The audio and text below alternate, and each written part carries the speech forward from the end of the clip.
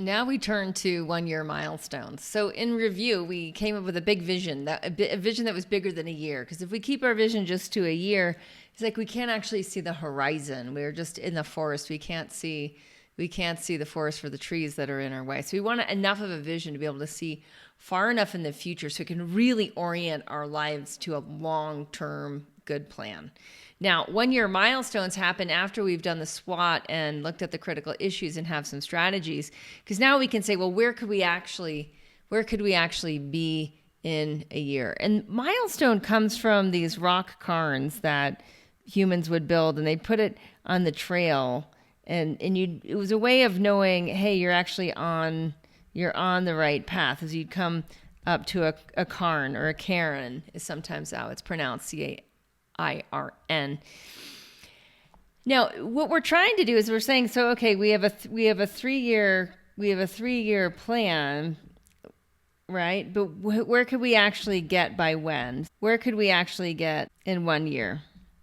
Because then we can break it down into even smaller action plans, or what we can do seasonally.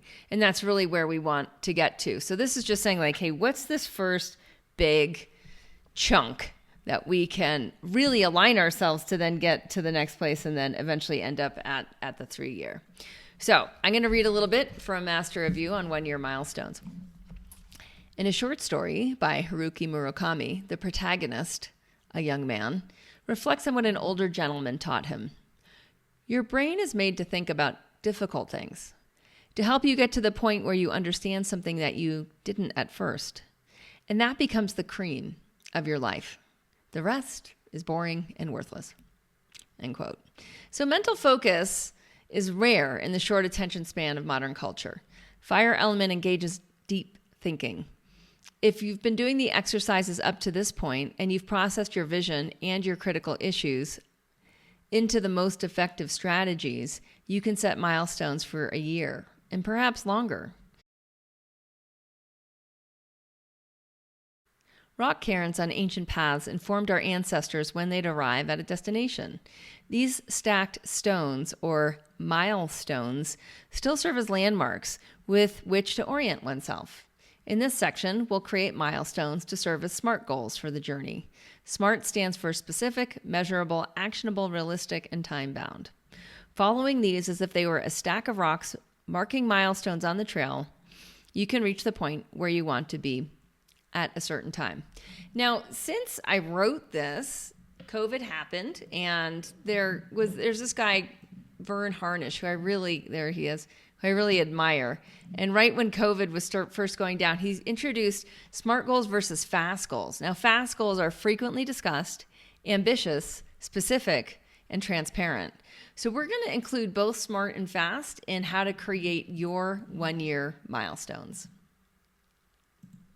So just to review, you've had your 3-year vision where you got beyond the threshold, beyond the door. And then from there, you did your SWOT, and you found, given that vision, what were your strengths, what were your weaknesses, what were your opportunities, what are the threats. And then from there, again, you then went through the critical thinking, critical issues, where you started to marry some strengths or weaknesses to opportunities, or threats to strength, in order to find the questions, the deeper quest of how do I do this given that? And from that, you bred those with action verbs into very specific strategies. So at this point, we're looking at, and those are my examples. So given that, now we have good strategy. The question really becomes, in 12 months, in 1 year, how much of that could you bite off? And what do you need to do? And this is often the more important thing. Like, where do you need to be in a year in order to align the next 2 years after that? So what actions now help you align to the 3-year target? If this is year 2 or 2nd year, and this is 3rd year, and we know that's where we're heading, is the 3-year target. X marks the spot. So this first X, this first Karen, what could happen in a year? Now, what I find with these is, like, I really appreciate Paul Jarvis's comment around his company of one. He reminds people who want to enjoy their lives that they can also set goals that focus specifically on the life they want, which might be smaller, smarter, more efficient, and more resilient. I often find in this process is that you have your 3-year vision, and then it's based on your story, and then you go through the SWOT, you go through the critical issues, form critical questions, form your strategies, end up at the milestones. And then there's a little bit of like going back and being like, actually, this is my vision. Actually, this is my SWOT aligned to that clarified vision. Oh, actually, there's this critical issue that now arose. And so if the process is very circular for you, and we'll get into this more in future iterations, if it's circular for you to find where X marks the spot and where you're actually going, that's totally normal. That's sort of how our awareness works, we're often more circular than linear. So I'm providing this very linear, do this, do this, do that, do the next thing. But truly, your mind will circle around it. And you'll find that actually my 3-year target is a little different than I thought it was. And that's great. Like, that's why we're doing this hard thinking work up front. That's why we're saving time down the road by really thinking hard, by using fire element, by using that friction that burns off all the non-essentials up front. At this point, this has to feel like, yes, this is definitely where I want to be 1 year from now. Yes, this is definitely X marks the spot. I'm going to highlight it in red. Like this is where I'm going to be in 1 year. Here's the cairn. And this is exactly what the metrics will be. The reason we use a word like metrics is we want to be able to measure the difference. What is the difference between here and there? What will you have learned? What will you have accomplished? What skills will you have gained? What relationships, what assets, etc. What will have changed that anyone from the outside could notice and measure the difference? And that's where you want to be with your 1 year milestones. It should align to all the different parts of your 3-year vision. Remember with the 3-year vision, when I did it, I broke it down into these 3 different things that I wanted. I wanted, this happening with this property, which was tied to this growth in my business, reinventing schooling for Indy as she's growing up, because we can really fine tune it to the individual she's wanting to become, and thriving in my body, which meant full bilateral strength in my body. So these 3 have got to be captured all with their own milestones. So there's, we'll say goal 1, there's metrics, there's goal 2, and there's goal 3. So for each of these, we need really specific metrics. How will you know when you've arrived?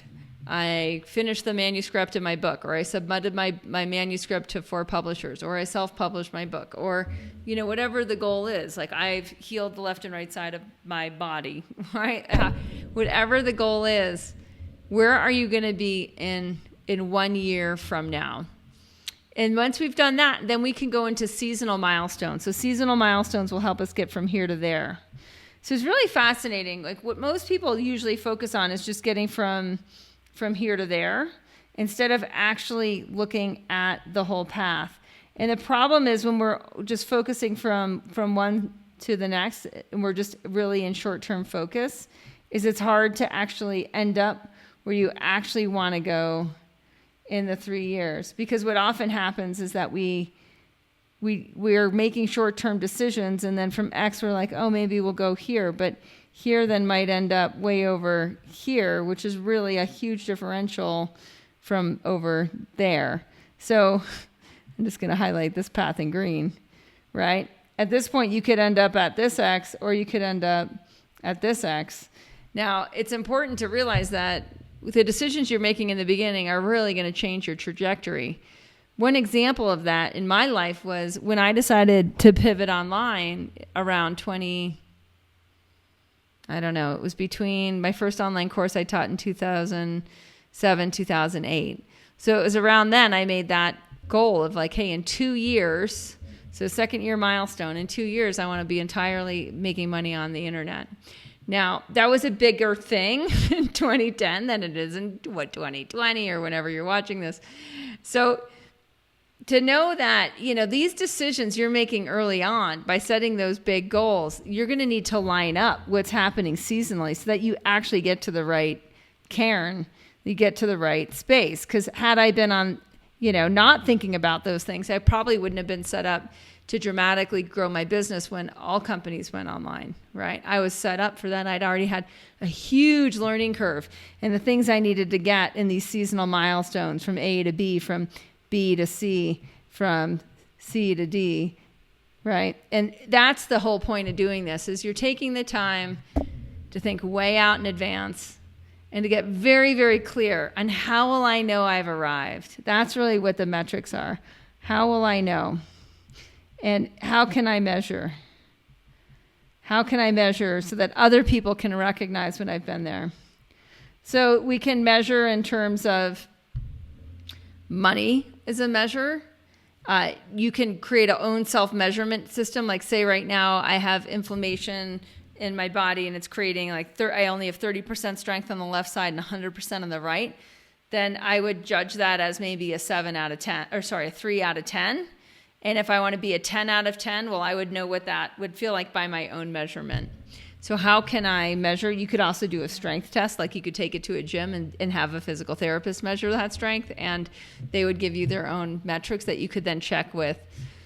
My point is, people that are really involved with metrics, they say everything can be measured. And I've learned a lot from those people because I was usually, in that realm of you can't really put a measure on your happiness, or you can't really put a measure on your health or on your love or on this or that. But if you actually stopped and thought about how would I be able to measure if I was on the right path a year from now, that's exactly what you need to capture at this stage. All right, so that's what you're going to do. Next is you are going to do your 1 year milestone